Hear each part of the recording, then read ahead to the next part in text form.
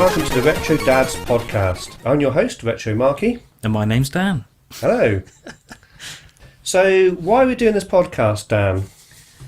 I don't know. Why are we doing this podcast? We thought it would be a good idea for us to get together and talk about where computing's come from, where video games have come from, where sci-fi's come from, and to give it some perspective, I'd say, compared to where we are now.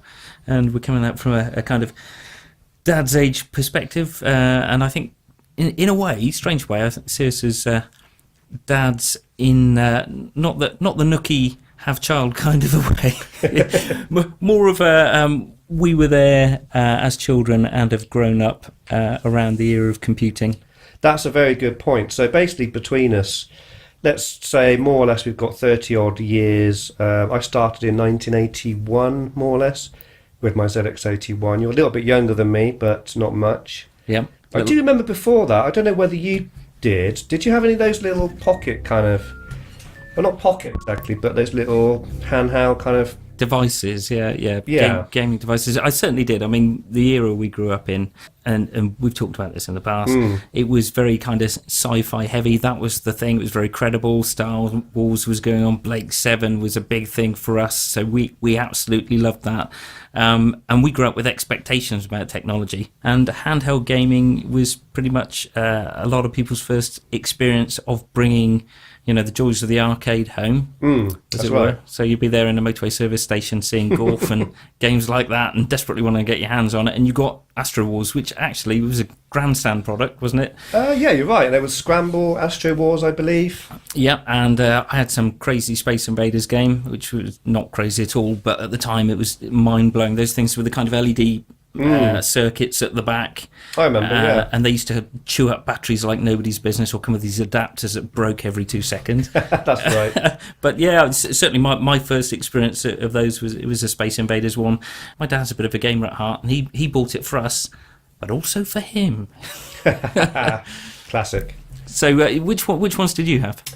I did have Astro Wars, and also I just remembered, do you remember the Game & Watch for Nintendo?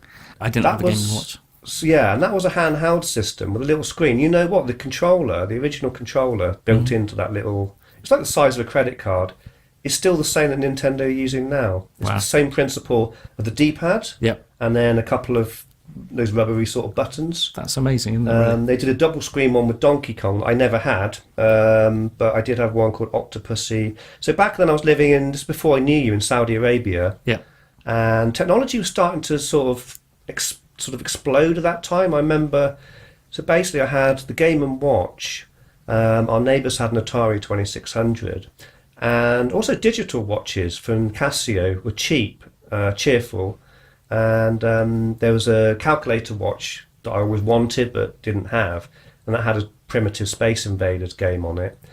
So gaming, or games, were starting to creep in, even onto calculators at some point as well. But I'll tell you what interests me. You mentioned some of the early sci-fi shows we grew up on.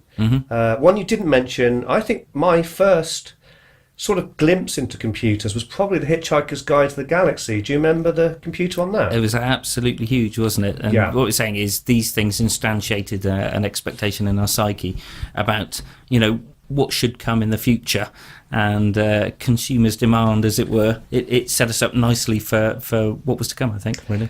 And if you think about it, Douglas Adams pretty much invented something akin to the modern smartphone and the internet. Yeah. So if you remember with the Hitchhiker's book, it was an electronic device.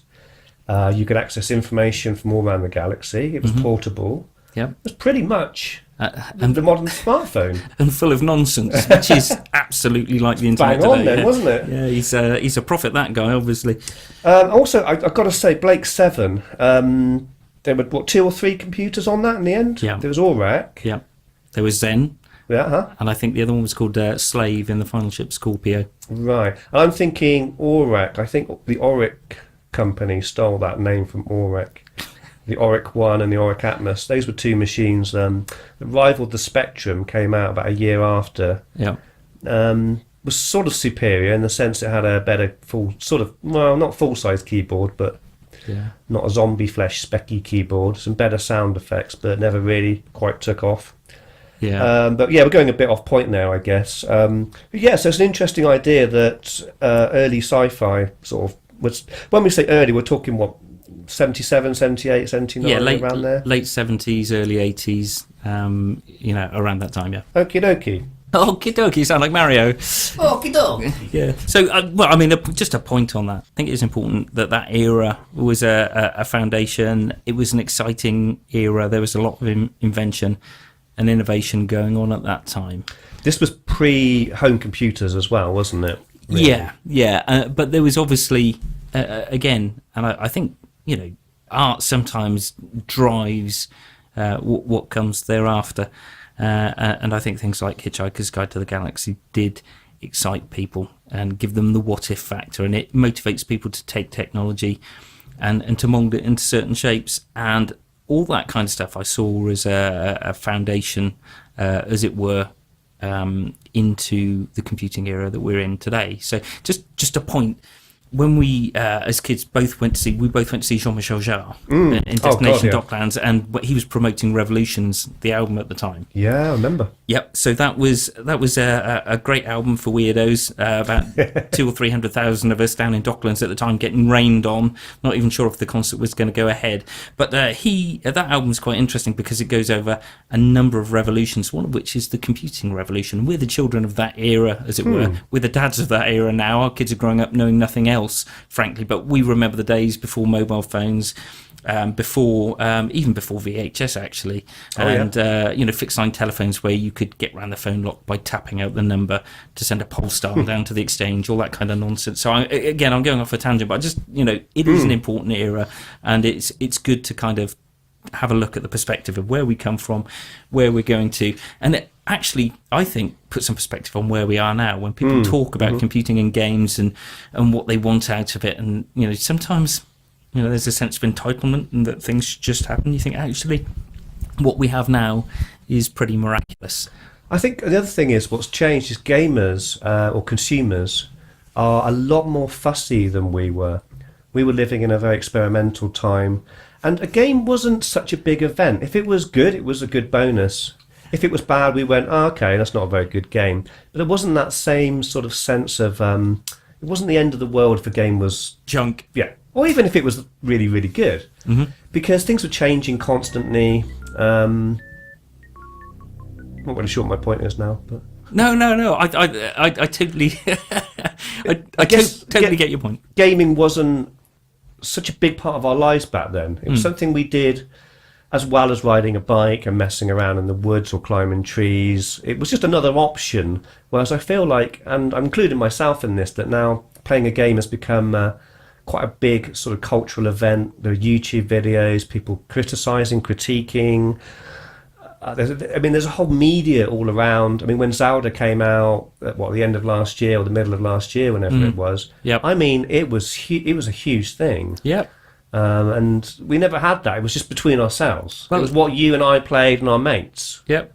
That was it. Exactly. The genres are defined now and the expectation is set. So when things come out, people have benchmarks to measure against. Whereas when, we grew up, home computing kicked off and the games came out, every game was an experiment. Yeah. And you can take a look, arrange 2 games.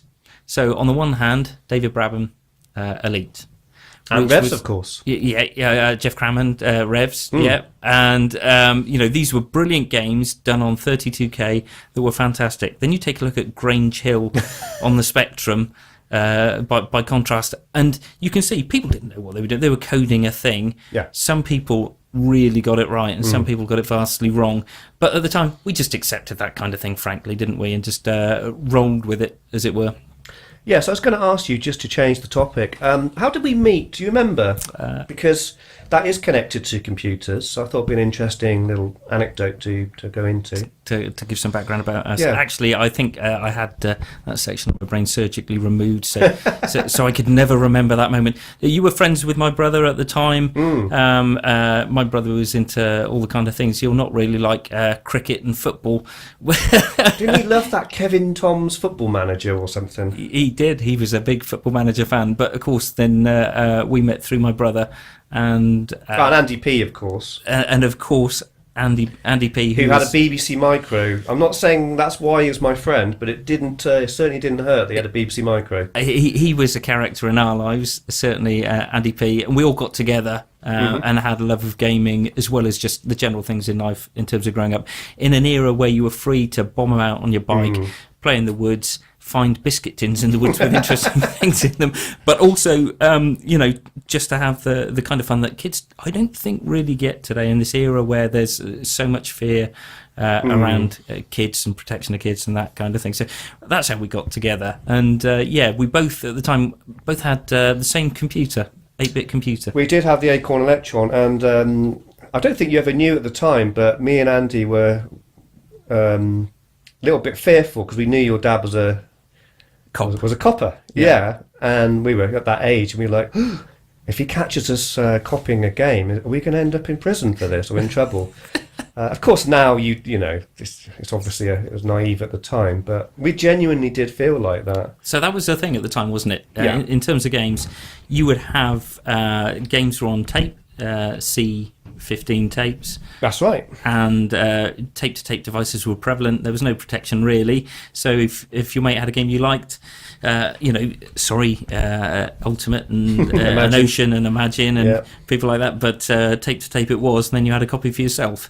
Well, to be fair though, I do remember that even back when I was a kid, I still understood that if I had maybe copied a game or borrowed one and it was that good, I would buy it. Yeah. A game like Whizball, for example, Last Ninja 2 on the 64, you wanted the originals if they were good enough. Oh, absolutely. I agree. And the thing was, 10 quid for a game back then was a lot of money. Yeah. That was a couple of weeks' worth of paper round money just for a game that could turn out to be rubbish, frankly. And I know from personal experience, taking a game back into a shop and saying, this game's junk, will not get you your money back. Certainly didn't in W.H. Smith's in Swindon. That's absolutely right, yeah. So, the Acorn Electron, should we talk a little about that? I've got mixed feelings on it, even to this day. I think it was a remarkable machine.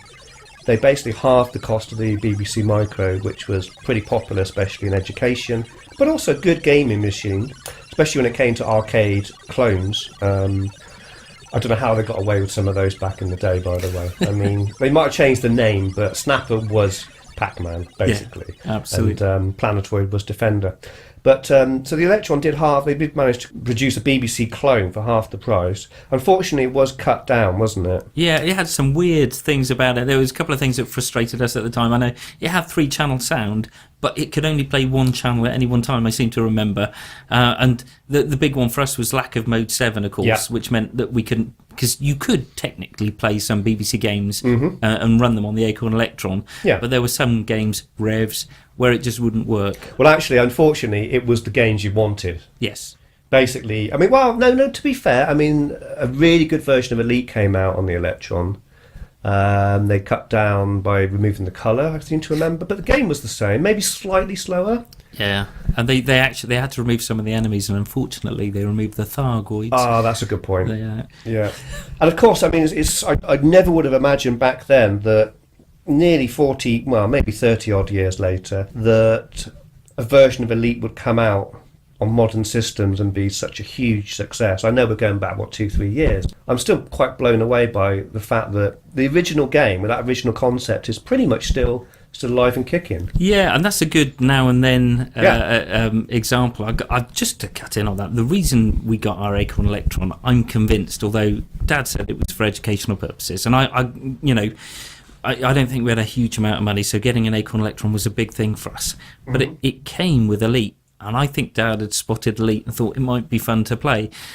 When we had that, I spent many hours with my dad, and we'd swap. One would man the guns, basically the spacebar, and so you played it together? Yeah, we played it together for absolutely hours, and it's quite weird. My dad's retired now, but he has a PC, and although mine's not up and running, I have a PC as well. So we have had some time, a whole generation later when I've got kids now, but I've played Elite again with my dad over the internet, sharing the same space on this Wow. new version, and myself wearing a VR headset at the time as well. So things have really gone on from this kind of CRT, 1 or 2 frames a second wireframe thing, where you had to be practically on top of each other to share the game and play it, which we did for hours and hours on end, to now having this kind of, virtual reality play, and both participating in the same shared universe. Me and my dad out in an asteroid belt hunting down pirates. It's just quite a surreal experience. And so, actually, coming on from that, I mean, I was going to mention maybe in this podcast the future of gaming. Do you think, you mentioned virtual reality, is that still the future? What do we think about that? Personally, so I mean, it's an amazing tech. It is, yeah. But I know there's an industry trying to be built around it. If we go back to handheld gaming, the joy of Grandstand Astro Wars was I could just pick it up and I would drill into the screen, with one of those magnifying lenses over it, and pick it up and play. VR it's an immersive experience, but it's so intrusive in terms of cabling. It's a commitment, isn't it? You've got to decide, okay, for the next few hours, I'm going to go into my virtual world. Yeah, and there are a lot of things you've got to do, tricky little things like, where the hell am I going to balance my gin and tonic and not knock the thing over whilst I'm playing the game, or your cup of tea if you're that way. Well, being dads as well, you've got family and children and pets to feed and all sorts of... So you've got to keep your eye on things, as it were.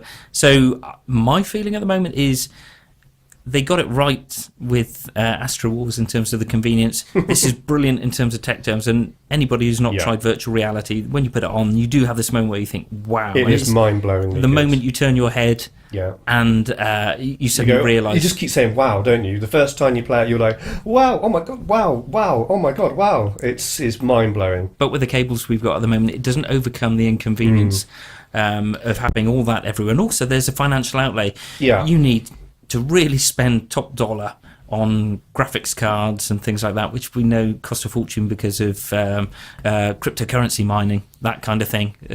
I've heard that's put a bit of pressure on the graphics cards. Although I do believe now, I'm pretty sure that there are graphics cards being made specifically now for mining. So, in terms of the question, do we think VR is a future game? I think it's a future, but I think there's that's a good way of putting it. Yeah, not the future, but it's definitely one of the options. Our future. So handheld devices and things like that have got a big part to play. Look at the Nintendo Switch. It just shows that people like high quality graphics, but the convenience of sitting on the bog and playing a game, as it were, rather than having to plumb yourself in literally into a virtual reality.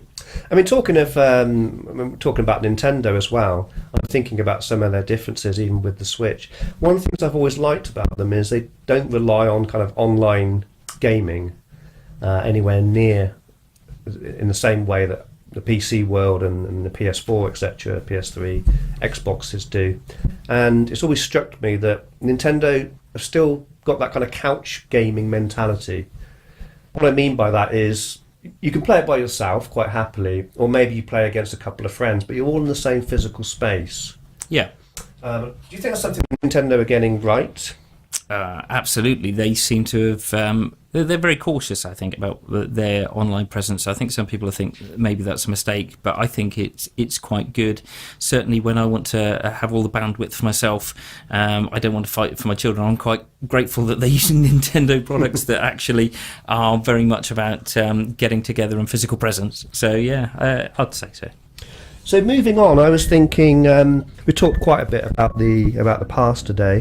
What are you playing right now? Well, as you probably know, there is one game that dominates every waking hour of my life at the moment. So in my spare time, I do run a little YouTube channel called Destiny Dog Gaming, where I focus on a game called Destiny. A lot of people like that game. It's not, for some reason, it hasn't crossed my path as yet. I won't say I don't like it, but it seems to have a big big following. It's an interesting game. It's in its second iteration now. So Destiny 1 went for a number of years and went through a series of revisions and expansions, paid for expansions. They got the game into a really good place, but unfortunately the sequel seems to be a much simplified version of the game, where they've simplified the core mechanics. And whereas there was a lot of praise for it at launch, it's been an interesting ride, a looter shooter type game. But the complexity of the way the game has been designed, certainly lacking in the second version, and it's being found out by the community. And unfortunately, the audience for that game seems to be dwindling quite rapidly, and we're hoping that the developers, Bungie, can pull it out of the fire and make the changes that are necessary to make that game work sooner rather than later, and bring the audience back. But for anybody who's not played Destiny, it is a first-person shooter stroke RPG type game, and it's as I said, a looter shooter. So the loot you get is what keeps you coming back from all the guns, the armor, the other weaponry and what have you. There's a huge PvP element to the game. But there's also a lot of PvE exploration and that kind of thing. So, yeah, that is practically everything I've played in 2017. Just Destiny? Is just Destiny 1 Destiny 2, I should say. Destiny 1 and Destiny 2. Oh, right, okay. So that's what I've been. What about yourself? What have you been? Mostly, I mean, recently I've been playing. It's taken me a time to get round to playing, but The Witcher 3 is actually blowing my mind away right now. Incredible RPG, incredibly beautiful, sucking up a lot of my time. And over the Christmas period, I finally picked up Persona 5 on the PS3, believe it or not. I still run my PS3 quite happily. And Persona 5 is a mind-blowingly good game if you're a fan of anime. And of course, it's an RPG, but it's not an action RPG. It's a turn-based battle system. So if you're a fan of Final Fantasy, that kind of thing, incredible game, incredible story. I think I mentioned it to you before that it's one of the few games I've played for quite a number of years where I wake up thinking about it. And that only happens with very special games, like it did with games like Super Metroid and some of the early Zelda games. Yeah.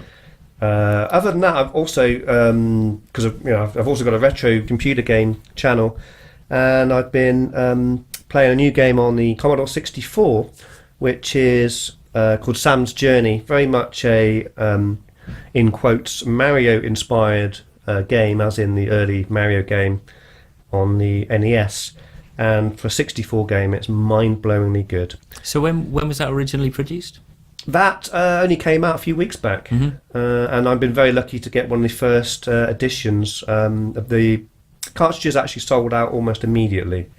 It's a very anticipated game. A lot of people indeed. don't associate the Commodore 64 with cartridge games, but it was a huge thing for it, wasn't it? It was, but not so much in Britain. I don't recall us having many games on cartridge. Maybe some of the early Commodore ones.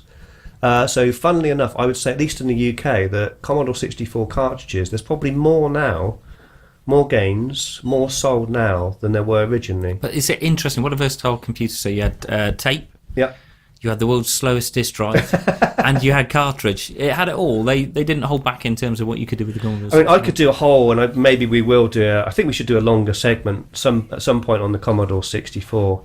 But I'm not sure. I have thought about this. I'm not sure whether Commodore or somebody in Commodore was a genius at looking forward, or a madman, who just got it lucky, because. You know what? The Commodore 64, it's the SID chip and the VIC chip with its sprites has made it still what it is today. An incredible machine for demos and games. You know, machines like the BBC Micro on paper were more or less superior, but that sprite capability, plus the SID chip, and plus really it was the.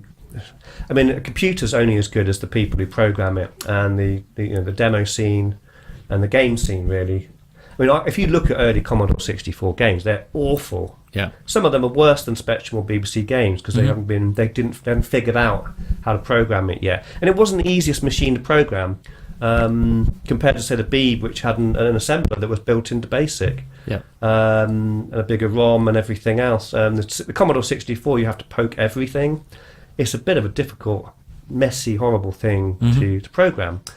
But it's the machine, I would say. I've been retro computing quite a long time, and it just keeps growing. Yeah. It really does. So it's interesting that, we're talking about what are we playing now in 2017, and we talk about, modern computer games and what have you, but the retro scene is still massive, and actually, testament to that are these kind of reboot consoles that have come out, the NES and SNES minis that have come out. Certainly my kids, Father Christmas, brought a SNES mini for them, not for me, and the console's been a hit. So hold on a second, your 9-10-year-old boys are retro video gamers? Absolutely. That I never would have expected. Not only that, actually, I've got to tell you this. This is quite interesting. So they're into the lore around these characters and things like, so Metroid is a big thing for them. And my 8-year-old, and rightly so. Yes. Yeah, my 8-year-old has told me twice now. He's taken me to one side and he said, "You know what? I've taken a look at these and I think that the early games were better." No way. No, this is what he's told me. He said, "I think the later games." They ran out of ideas and they were trying new things. So he's done this comparison and telling me why he thought the older games were stronger. We should get him on the podcast, I think, for a Metroid special. He is a wise young chap. This is the same kid who did a picture earlier on of, what was the name of that character? Mr. Tumble. But he had refitted Samus's laser gun onto his arm, which I thought was a stroke of genius for an 8-year-old. Brilliant boy. But, the retro scene is really alive and well. Lots of people loving it. Some great games. And they really are strong still, aren't they? And you know what? Again, I've got to take my hat off to Nintendo, who might have taken them a bit of time, but they realised the retro scene was worth money, and they released the NES Mini, which they released in small numbers, which drove us all nuts because the prices went horrendous, and they still are. But they got it right with the SNES Mini, the perfect dad gift. Well, and even in your case, not just a dad gift, but for the fans of Nintendo who've grown to an age and started to get curious and say, where did this come from? What was the first Metroid or the early Mario games like? Yeah. And with the SNES, they released it with 2 controllers. And they got it right, didn't they? Absolutely delighted when my 10-year-old picked up a controller and we both played Street Fighter 2, and I thought, I'll be easy on him. And then he kicked my backside. It was awful. I'd say, yeah, there you go, son. And then I walked away smarting from that one. It was tough. Okay, well, I think we've had quite a long chat today. I've really enjoyed doing episode 1. Be interesting to see if there are any comments on things we could do a little bit differently for the next episode. But this was obviously introductory, and we will bring some structure into future podcasts. But I think this kind of sets a scene for us, and it'd be nice to hear from other kind of retro dads, as it were, who are in the modern era, loving old and new computing alike. Absolutely. We'll leave it there, and we're looking forward to doing the next one. So I'll say ciao for now. Yeah, thank you very much for listening. And goodbye. I'm having the last word.